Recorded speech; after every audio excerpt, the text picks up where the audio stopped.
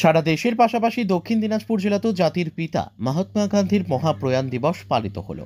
বৃহস্পতিবার সকাল ৮টা নাগাদ বালুরঘাট শহরের রবীন্দ্র ভবন মঞ্চে জেলা তথ্য ও সংস্কৃতি দপ্তরের পক্ষ থেকে একটি সর্বধর্ম প্রার্থনা সভার আয়োজন করা হয়, যেখানে উপস্থিত ছিলেন দক্ষিণ দিনাজপুর জেলার তথ্য ও সংস্কৃতি আধিকারিক রাজেশ কুমার মণ্ডল, তথ্য সংস্কৃতি দপ্তরের কর্মী পার্থ গোস্বামী, বৈশিষ্ট্যচিত্র সাংবাদিক রতন দে সহ অন্যান্যরা।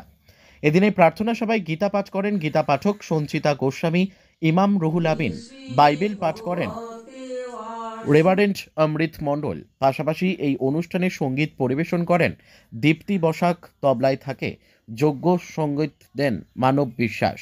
গীতা পাঠ, কোরআন পাঠ ও বাইবেল পাঠ শেষে রামধনু সঙ্গীতের মধ্য দিয়ে অনুষ্ঠানটির পরিসমাপ্তি হয়।